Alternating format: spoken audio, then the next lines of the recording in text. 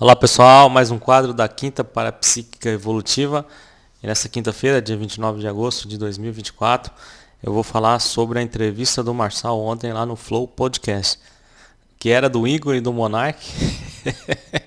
Eu não tinha muita paciência com esses dois não, pelo jeitão deles, enfim, questão de um certo comportamento totalmente anti-evolutivo, na minha opinião, né? Fazendo apologia às drogas até em certos momentos. Mas ontem foi uma entrevista e tanta. Eu até tinha um certo preconceito com esse Igor, mas ontem ele ali de cara limpa ali, trocando uma ideia com o Marçal como se os dois estivessem na rua.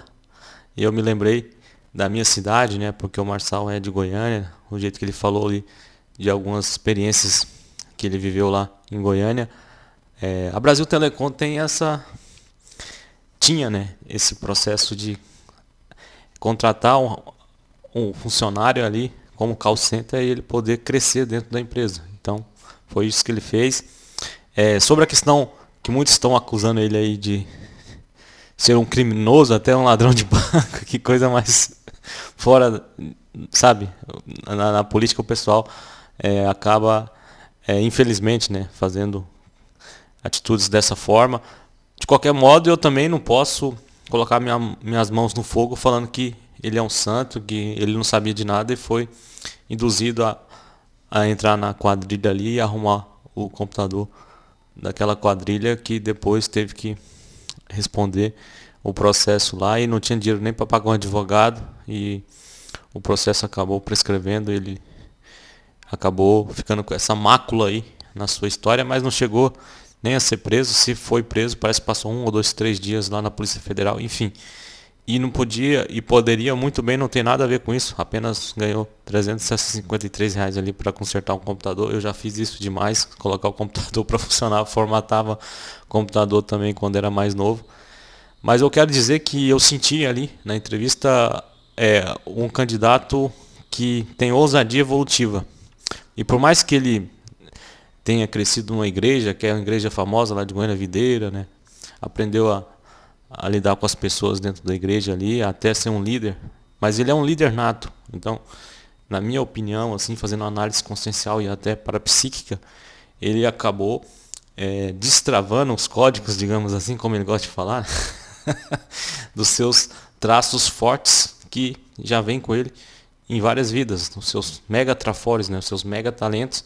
E ele está sabendo fazer um entrosamento dessa paragenética, dessas capacidades inatas. Isso não é dom, como ele mesmo falou lá na entrevista.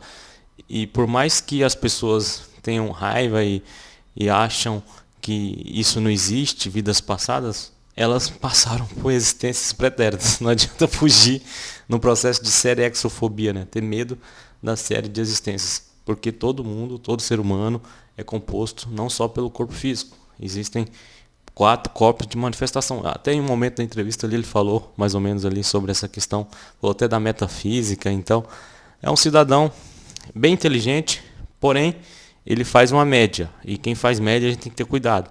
Mas eu senti a ousadia evolutiva porque, na minha opinião, quando era um pobretão, foi injustiçado.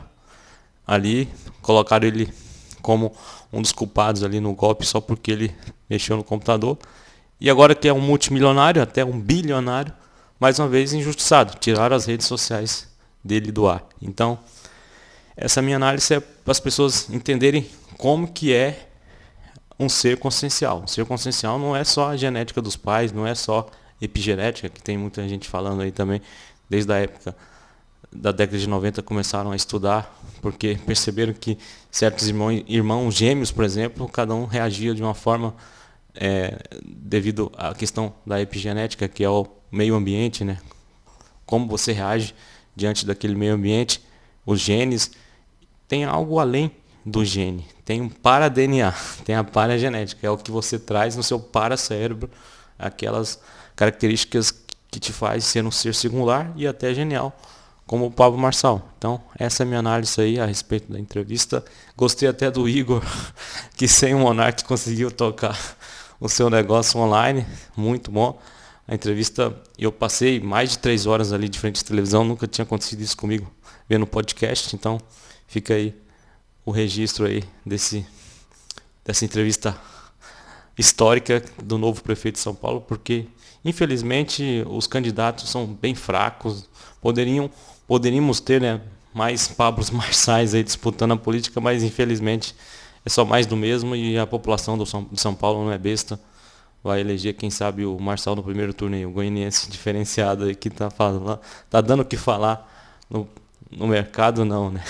Já ele é do mundo do business, mas agora ele quer fazer a diferença aí com essa grana toda arrecadada aí de forma lícita ou muita gente suspeita, mas tem a questão dos talentos que ele tem. Ele tem essa facilidade de treinar gente, treinar pessoa, ele conhece sim de perfil consciencial, né, de perfil espiritual, de perfil comportamental. Então é um cidadão bem acima da média e tem tudo aí para levar essa prefeitura de São Paulo no primeiro turno, com certeza. O grau de crescimento dele só aumentou depois dos babacas, né, censurarem ele. Então o Brasil tem que ter muita coisa que tem que ser limpada aí, que esses políticos profissionais, esses camaradas que estão em cargos públicos aí de importância, como o STF também, que tem um processo que precisa ser reciclado. Então, gostei da citação dele no Marco Aurélio, que é um ex-ministro do STF, um sujeito muito inteligente, sempre gostei dele. Então, o Marçal está sabendo lidar com essa eleição aí de forma fenomenal e tem tudo aí para ganhar no primeiro turno aí na Prefeitura de São Paulo e fazer a diferença. Começar a acabar com a Cracolândia, ajudar quem realmente precisa, que é o povo de São Paulo, porque os que passaram por lá não fizeram nada e ficam com a cara dura aí, sem vergonha, querendo alguma coisa. Então o Pablo Marçal está acabando com todo mundo nos debates. e vamos ver qual que é a próxima carta na manga, né? Porque a carteira de trabalho deu uma desorcizada lá no candidato da extrema esquerda.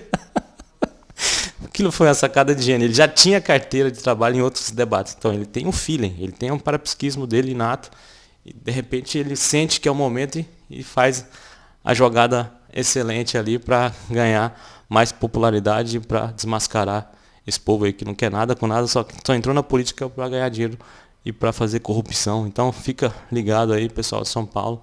Elege esse camarada aí goianiense no primeiro turno, porque vocês não vão se arrepender.